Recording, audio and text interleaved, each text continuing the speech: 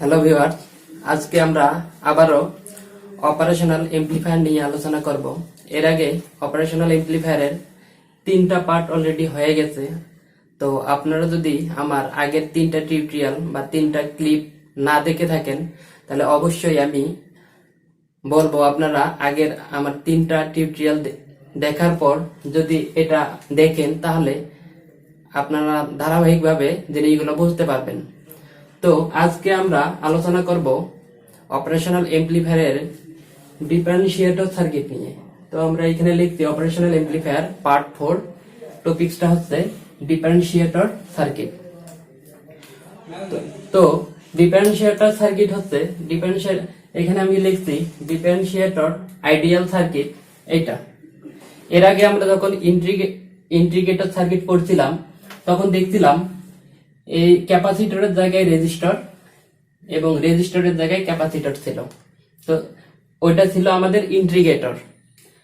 তো এইখানে আমরা দেখতেছি তো আগের ইন্টিগ্রেটরের থেকে ডিফারেন্সিয়েটর সার্কিটটা ঠিক উল্টো। আমরা জানি, সব সময় জানি যে ইন্টিগ্রেশন হচ্ছে ডিফারেন্সিয়েশনের উল্টা। তো অনুরূপভাবে এজন্য আমরা সার্কিটের মাঝেও বিপরীত বা ভিন্নতা দেখতে পাচ্ছি। সেটা হচ্ছে ইন্টিগ্রেটর সার্কিটের এইখানে ছিল ক্যাপাসিটর আর এইখানে ছিল রেজিস্টর, কিন্তু ডিফারেন্সিয়েটর সার্কিটের দেখতেছি এখানে ইনপুটেই ক্যাপাসিটর এবং ফিডব্যাকে রেজিস্টর হিসেবে আমরা পাচ্ছি। তো এর আউটপুট নির্ণয়ের সূত্র হচ্ছে আরসি এবং ভি ইনপুটকে আমরা ডিফারেন্সিয়েশন করব, সেটা হচ্ছে কি টাইমের রেসপেক্টে বা সময়ের সাপেক্ষে। তাহলে আমরা যখন ইনপুটকে সময়ের সাপেক্ষে অন্তরীকরণ করব এবং তার সঙ্গে যখন টাইম কনস্ট্যান্ট আরসি কে বলা হয় টাইম কনস্ট্যান্ট, একে দ্বারা গুণ করব, তখন আমরা এই ডিফারেন্সিয়াল সার্কিটের আউটপুট পেতে পারি। তো তাহলে আমাদের আউটপুট নির্ণয় সূত্র আমরা বুঝতে পারলাম RC DT of V input. তাহলে এর সাপেক্ষে আমরা একটা ম্যাথমেটিক্স বা গাণিতিক সলভ করব। তো এখানে দেওয়া আছে if the triangular wave supply in an ideal inverting differentiator circuit plot the output shape the following input. এইখানে দেওয়া আছে যে এই একটা সার্কিট আছে, এটা হচ্ছে আমাদের ডিফারেন্সিয়েটর সার্কিট। এই ডিফারেন্সিয়েটর সার্কিটের ইনপুটে আমাদের ট্রায়াঙ্গুলার ওয়েভ বা ট্রায়াঙ্গুলার একটা ইনপুট দেওয়া আছে, ট্রায়াঙ্গুলার ওয়েভ শেপ একটা ইনপুট দেওয়া আছে। তো এই ট্রায়াঙ্গুলার ওয়েভ শেপ যদি আমরা এই ডিফারেন্সিয়েটর সার্কিটের ইনপুটে অ্যাপ্লাই করি, তাহলে আমরা এইখানে এই কোশ্চেনে বলছে যে প্লট দ্য আউটপুট শেপ। তাহলে ট্রায়াঙ্গুলার ওয়েভ যদি আমরা ডিফারেন্সিয়েটর সার্কিটের ইনপুটে অ্যাপ্লাই করি, তাহলে এর আউটপুটে কি পাওয়া যাবে, আমাদের আসলে এটাই বের করার মূল উদ্দেশ্য। তার মানে অবশ্যই এটা ইনপুট হিসেবে কাজ করবে। এই ইনপুটটার যে আমরা আউটপুট পাবো, ওই আউটপুটের সাপেক্ষে আমরা একটা আবার শেপ অঙ্কন করব। সেই শেপটা দেখতে কেমন, এটাই আমাদের আজকে আলোচনার বিষয়বস্তু। তাহলে আমরা ডিফারেন্সিয়েটর সার্কিটের সাহায্যে কিভাবে আউটপুট নির্ণয় করব এবং এই আউটপুটের সাপেক্ষে একটা ওয়েভ শেপ অঙ্কন করব। তো এইখানে দেওয়া আছে এই ইনপুটটা দেওয়া আছে এর ইনপুটের যে ম্যাক্সিমাম মান সেটা হচ্ছে 2 ভোল্ট এবং মিনিমাম ভোল্ট হচ্ছে -2 ভোল্ট। এখন আমরা যদি এইখানে আমরা দেখতে পাচ্ছি যে 0 থেকে এই পর্যন্ত, আবার এইখান থেকে এইখান পর্যন্ত একটা আমরা আউটপুট 3টা সেকশনে বের করতে পারি। 3টা সেকশন বলতে এইখান থেকে এইখানের মধ্যে একটা আউটপুট বের করতে পারি, আবার এইখান থেকে এইখানের মধ্যে একটা আউটপুট বের করতে পারি এবং এইখান থেকে এইখানের মধ্যে একটা আউটপুট বের করতে পারি। তাহলে কয়টা? একটা আউটপুট, দুইটা আউটপুট এবং 3টা আউটপুট। এই 3টা আউটপুট যদি আমরা যোগ করে দেই, তাহলে আমরা এই ট্রায়াঙ্গুলার ওয়েভের মোট আউটপুট পেতে পারি। এখন আমরা প্রথমেই দেখছি এর আউটপুট বের করার সময় আরসি মানে টাইম কনস্ট্যান্ট দরকার। তো আমাদের এখানে সার্কিটে দেওয়া আছে ক্যাপাসিটরের মান 0.1 মাইক্রোফ্যারাড এবং রেজিস্টরের মান 50 কিলো ওহম। তো এর সাপেক্ষে যখন আমরা টাইম কনস্ট্যান্ট বা আরসি বের করব, এটা হচ্ছে এটা আর এর মান, এটা সি এর মান, এটা আর এর মান। এটা যদি গুণ করি আমাদের এই মানটা আসে 5 গুণন 10⁻³ সেকেন্ড। এখন আমি বললাম যে এই যে 0 থেকে এই পর্যন্ত আমরা যদি এটা সেকশন করি, তো এটা x অক্ষকে আমরা t এর সাপেক্ষে যদি আমরা মানে ডিফাইন করি, তাহলে এইখানে এইখান থেকে এই সেকশনের মধ্যে আমাদের ভুজ আছে কি 0 থেকে 1 এর মধ্যে। এই জন্য আমরা যেহেতু ভুজ সময়ের রেসপেক্টে টি দ্বারা প্রকাশ করা হয়েছে, এজন্য আমরা এই টিটা কই থেকে পাবো, 0 থেকে 1 এর মধ্যে এই সেকশনটা পাবো। তাহলে লিখি 0 থেকে 1 এর মধ্যে আমরা যদি সময়টা কাউন্ট করতে চাই, তাহলে এর ইনপুটটা কি হবে দেখা যাচ্ছে। তো এইটা দেখা যাচ্ছে সাধারণত মূল বিন্দুগামী সরলরেখার সমীকরণ। আমরা জানি মূল বিন্দুগামী সরলরেখার সমীকরণ এরকম। এটা যদি মূল বিন্দুগামী সরলরেখার সমীকরণ হয়, এটা যদি মূল বিন্দুগামী সরলরেখার সমীকরণ হয়, তাহলে আমরা এই সমীকরণ জানি এম হচ্ছে ঢাল, এটা এক্স হচ্ছে ভুজের একটা মানে ভেরিয়েবল বা পরিবর্তনশীল একটা রাশি। তাহলে আমরা যদি কোন রেখা যদি মূল বিন্দুগামী হয়, তার সমীকরণের সূত্র হচ্ছে সরলরেখা। আমরা যদি কেউ সরলরেখা জানি, তাহলে আমাদের এই জিনিসটা বুঝতে আরো সহজ হবে, কারণ এটা সরলরেখার সূত্রের রিলেটেড একটা জিনিস দেখতেছি। তার y = mx যদি মূল বিন্দুগামী সরলরেখার সমীকরণ হয়, তাহলে যেহেতু এই জিনিসটা আমাদের মূল বিন্দুগামী, তাই আমরা লিখতে পারি যে m এর মান সমান আমরা সব সময় দেখি কুটিদ্বয়ের অন্তর, মানে y2 - y1 কুটিদ্বয়ের অন্তর ভুজদ্বয়ের অন্তর x2 - তো এখন আমরা দেখতেছি যে এই সেকশনটা মূল বিন্দুগামী সরলরেখার সমীকরণ। তাহলে এর মূল বিন্দুগামী সরলরেখার সমীকরণ হচ্ছে y = mx। এখন m হচ্ছে ঢাল, তার ঢালের সূত্র হচ্ছে কুটিদ্বয়ের অন্তর ভুজদ্বয়ের অন্তর। তাহলে y2 - y1 x2 - x1, এটা হচ্ছে ভুজদ্বয়ের অন্তর, এটা কুটিদ্বয়ের অন্তর।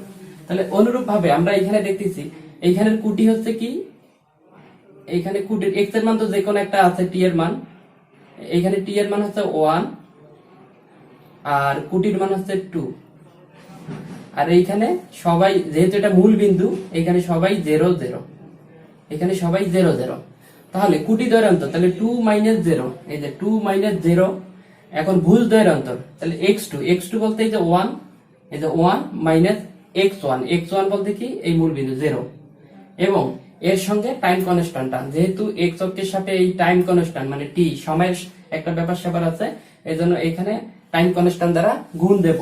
এবং এইখানে কি আছে x মানে ভেরিয়েবল, তো x আমরা সাধারণত এই যে এটাকে x অক্ষ ধরি সব সময়, তো x অক্ষের সঙ্গে কি আছে t আছে, তাহলে এইখানে x এর জায়গায় t এক্সপ্রেস হবে, এজন্য এই যে এই জায়গায় t। এখন আমরা যদি এটা স্বাভাবিকভাবে ক্যালকুলেশন করি, তা 2 কে যদি আমরা এটা দ্বারা ভাগ করি, তাহলে এটা আসে 400 আর 80। তাহলে আমরা যখন এটার ইনপুট পাইলাম, তো আমরা যখন ইনপুট পাবো, তাহলে এটার আউটপুট আমরা বের করতে পারবো, কারণ এই যে আউটপুট নির্ণয়ের ফর্মুলা হচ্ছে এটা। তো আমরা এই ফর্মুলার সাপেক্ষে আউটপুট বের করি এই সেকশনটার। এই যে আউটপুট, তো ভি প্রথম সেকশনের জন্য ইনপুট ধরলাম vi1, তাহলে প্রথম সেকশনের জন্য আউটপুট হবে v01। তাহলে সূত্র কি -rc d dt of v input, এই যে -rc d dt of v input, যেহেতু প্রথম সেকশনের ইনপুট এই যে 1। এখন ইকুয়াল মাইনাস এই যে rc এর মান প্রথমেই আমরা বের করছি 5 গুণন 10⁻³ এই যে rc এর মান বসাই দিলাম, এই যে এই rc এর মান বসাই দিলাম d dt, আর v ইনপুটের মান এই যে 400t। এখন 400 তো কনস্ট্যান্ট মান, একে করা যায় না, এটাকে যদি আমরা সামনে নিয়ে আসি, এই 400 কে সামনে নিয়ে আসি, তাহলে এই 5 গুণন 10⁻³ এর সঙ্গে এই 400 গুণ আকারে থাকলো, এবং t এর সাপেক্ষে যখন t কে অন্তরীকরণ করব তার মান 1। এখন এই সমস্ত মানগুলোকে যখন 1 দিয়ে গুণ করব, তখন এটাই থাকবে, এটাকে আবার স্বাভাবিকভাবে ক্যালকুলেশন করলে -2 ভোল্ট আসে। আচ্ছা, এবার আমরা দ্বিতীয় সেকশন, এই যে এটার ইনপুট বের করব। এটার ইনপুট কিভাবে বের করব? সেম ভাবে। এখন এটা তো মূল বিন্দুগামী সরলরেখার সমীকরণ না, কারণ এটা আমরা দেখছিলাম যে এটা মূল বিন্দুগামী সরলরেখার সমীকরণ, কিন্তু এটা মূল বিন্দুগামী সরলরেখার সমীকরণ না।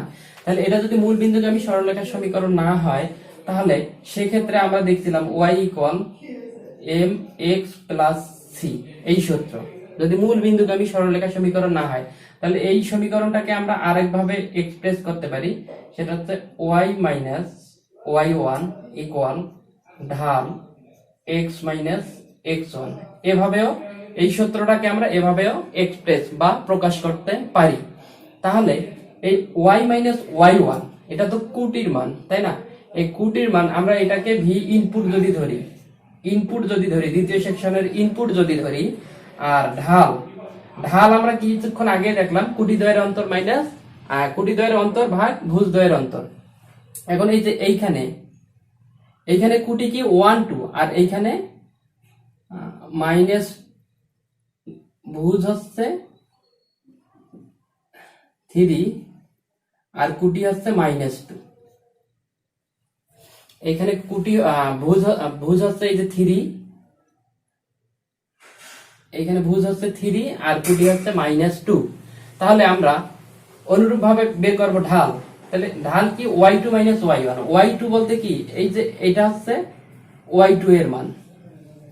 এখন যেহেতু এই সেকশনটা চিন্তা করব, এটা হচ্ছে y2 আর এটা হচ্ছে y1। তাহলে y2 এর মান কত? y2 এর মান হচ্ছে -2। y2 এর মান হচ্ছে -2, তারপর এই মাইনাস আর y1, এই y1 বলতে কি এই 2 আর ভুজদ্বয়ের অনুপাত, সরি ভুজদ্বয়ের অন্তর x2 বলতে কি এই যে 3 x2 বলতে 3, এটা x2 আর এটা x1, তাহলে 1। এভাবে আমরা ঢাল বের করব। আর এর সঙ্গে যেহেতু একটা সময়ের রেসপেক্টে, এই জন্য এখানে rc দ্বারা গুণ করব। আর এই যে x এর জায়গায় কি আছে, x দ্বারা আমরা এই যে এখানে যদি x অক্ষ কল্পনা করছিলাম, আমরা স্বাভাবিকভাবে যখন ম্যাথ করি তখন এটাকে x অক্ষ দ্বারা এক্সপ্রেস করি, কিন্তু এই x এর জায়গায় এখানে যদি t হয়, তাহলে এই যে এই x এর মান হচ্ছে t মাইনাস এই যে x1 বলতে এখানে বোঝাচ্ছে এই মানে কতটুকুর ব্যবধানে আমরা করতেছি, এই যে এই ব্যবধান থেকে এই ব্যবধান, তাহলে 3 থেকে 1 বাদ দিলে 2, এই যে 2, তাহলে 2, এবং এটা মানে টাইমের একটা রেসপেক্টে, এই জন্য এই 2 এর সঙ্গে সবসময় rc গুণ হবে এভাবে। তো এই জন্য আমরা এভাবে লিখছিলাম যে যখন আমরা ইনপুট নেব এই 1 থেকে এই 3 এর মধ্যে, তাহলে 1 থেকে 3 এর মধ্যে এই সেকশনটা দেখেন, এই সেকশনটা এই যে এর শীর্ষবিন্দু 1 এ আর এর এই শীর্ষবিন্দু 3 তে, তাহলে 1 থেকে 3 এর মধ্যে আমাদের সময়টা কাউন্ট করব। এই যে 1 থেকে 3 এর মধ্যে এই সময়টা যদি কাউন্ট করি, তাহলে দ্বিতীয় সেকশনের ইনপুট আমরা পেয়ে যাব।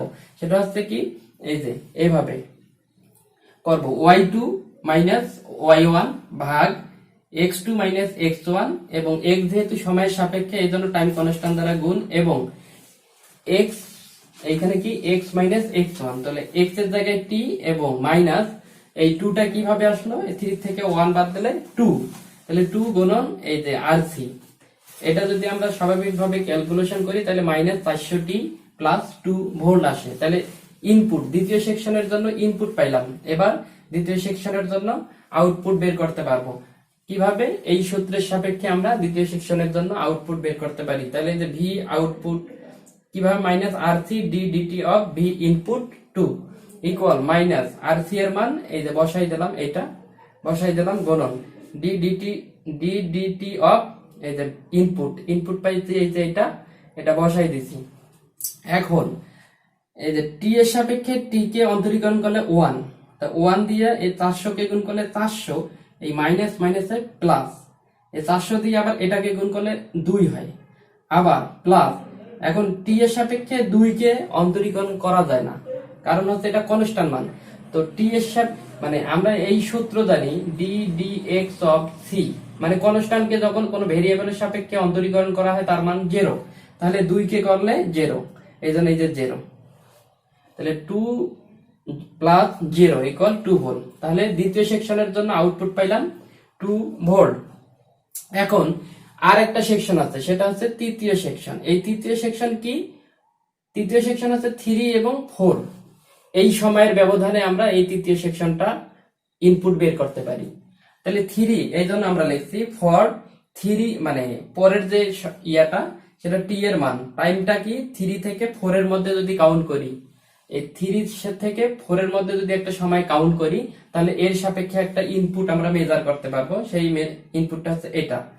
তো এটাও সাধারণত মূল বিন্দুগামী না। এটা যদি মূল বিন্দুগামী না হয়, তাহলে এর সমীকরণও হবে কি আমাদের y equal m x minus x1।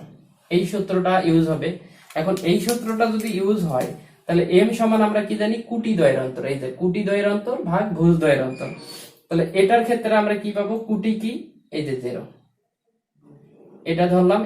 এটা এইখানে কুটি কি 0, আর এইখানে কুটি -2। তাহলে এইখানে কি কুটি 0 মাইনাস, আর তারপর কি -y1 এইখানে এই সাপেক্ষে আবার এটা হচ্ছে y1, তাহলে -2। আর এখানে x বলতে কি, x2 বলতে 4, আর x1 বলতে a3। আর এর সাপেক্ষে যেহেতু একটা সময়ের ব্যাপার স্যাপার আছে, টাইম কনস্ট্যান্ট দ্বারা গুণ, তাহলে এইভাবে m এর মান বের হবে। আর x এর জায়গায় কি আছে, t, এই যে t মাইনাস x1 বলতে কি, x1 বলতে যে 4 - 3, এর ব্যবধান কত 1 এর সঙ্গে এই যে rc কনস্ট্যান্ট, তাহলে rc।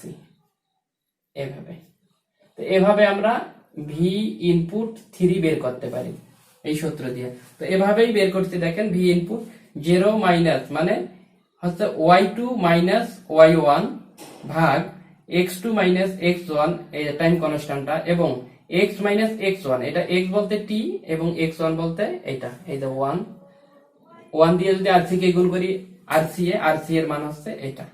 এটাকে যদি স্বাভাবিকভাবে আমরা ক্যালকুলেশন করি 400t - 2 হয়। এখন এটাকে যখন আমরা এই আউটপুটের ফর্মুলায় বসাবো, তখন আউটপুট বের হয়ে যাবে। তাহলে -rc, এখানে d dt of v input equal, এই যে rc এর মান বসাই দিলাম, d dt, আর এই যে ইনপুটটা এখানে বসাই দিলাম। তো আবার করি যে এই যে এইটা t এর সাপেক্ষে এই t কে করলে 1 দিয়ে 400 কে গুণ করলে 400 এর সাথে এটা যদি আমরা গুণ করি, তাহলে -2, তারপর এই মাইনাস আর এই মাইনাস প্লাস, t এর সাপেক্ষে যখন 2 কে করব, তাহলে 2 কনস্ট্যান্ট মান, কনস্ট্যান্ট কে করলে 0, এখন 0 এর সঙ্গে এটা গুণ করলে 0, তাহলে ইকুয়াল এই -2 ভোল্ট। তো এভাবে আমরা এটা প্রথমে ইনপুট বের করলাম, তারপর এটার আউটপুট বের করলাম, তারপর এটার ইনপুট বের করলাম, তারপর আউটপুট বের করলাম, এটার ইনপুট বের করলাম, তারপর এটার আউটপুট বের করলাম। এই তিনটা ইনপুট বের করে আমরা 3টা আউটপুট বের করলাম। এই 3টা আউটপুটের সাপেক্ষে আমরা এখন এই ট্রায়াঙ্গুলার ওয়েভের আউটপুট কি শেপ আকারে ধারণ করে, এটা আমরা এখন দেখব আসলে কিভাবে আমাদের আউটপুট ওয়েভটা আসে। তাহলে আমরা যদি দেখি এখন,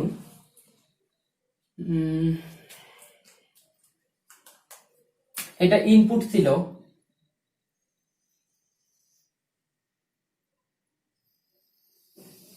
এটা সময়ের সাপেক্ষে ছিল ইনপুট।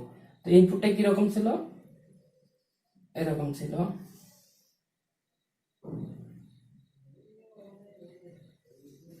এরকম।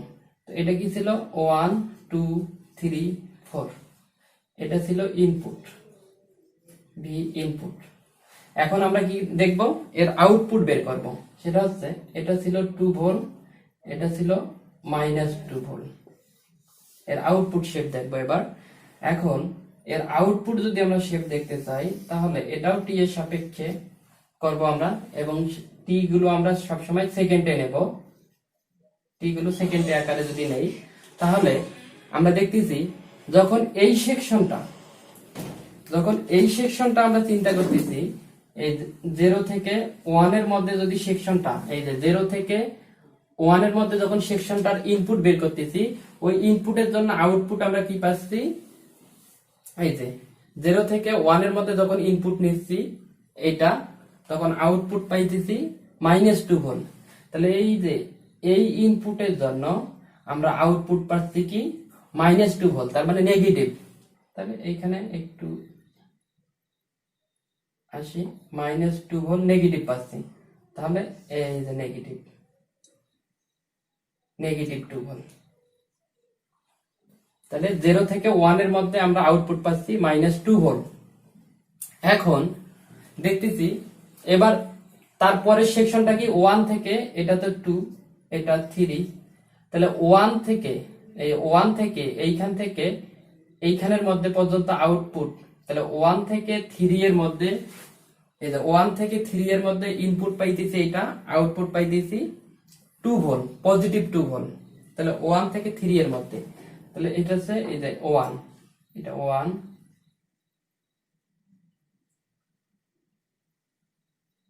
তাহলে ওই যে 1 থেকে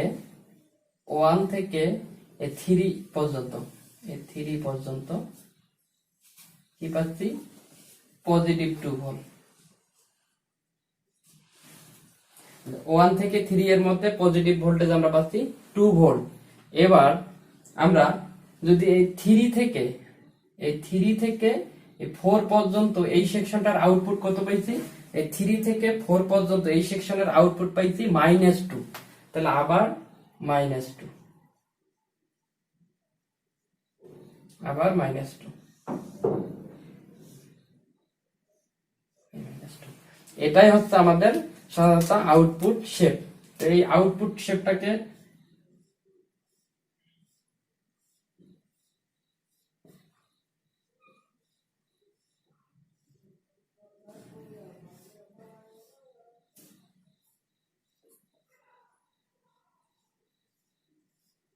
সুন্দর করে যদি আমরা এভাবে প্রকাশ করি, তাহলে এটা হচ্ছে আউটপুট। তাহলে আমরা কি বুঝলাম, এটা হচ্ছে ইনপুট, এটা হচ্ছে ইনপুট ওয়েভ, আর এটা হচ্ছে আমাদের আউটপুট ওয়েভ, আউটপুট ওয়েভ।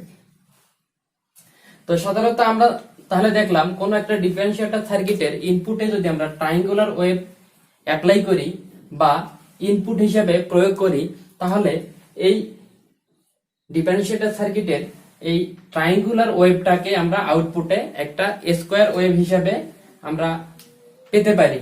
তো এই ইনপুটটা আমরা এই ডিফারেন্সিয়েটর সার্কিটের ইনপুটে অ্যাপ্লাই করছিলাম, তো এর আউটপুট আমরা এটা পেলাম। তো আশা করি আপনারা বুঝতে পেরেছেন। তো আমি আবারও আশা করব আমার যে আগের 3টা টিউটোরিয়াল ছিল অপেম নিয়ে, তো যারা দেখেননি তারা দেখে নেবেন আশা করি। তারপর আমাদের অপারেশনাল এমপ্লিফায়ারের 5তম পার্টটা হবে, আমরা যে দেখলাম ডিফারেন্সিয়েটর সার্কিটের কিভাবে ম্যাথমেটিক্স সলভ করা হয় বা গাণিতিক সমস্যাগুলো সলভ করা হয়, এবং ইন্টিগ্রেটর সার্কিটের কিভাবে আউটপুট নির্ণয় করা হয়, এটা ইন্ডিভিজুয়ালি দেখলাম।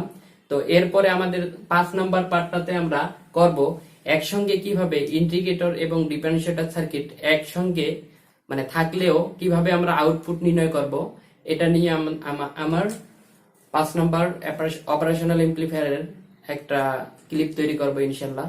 তো আপনারা দেখবেন আশা করি। ধন্যবাদ।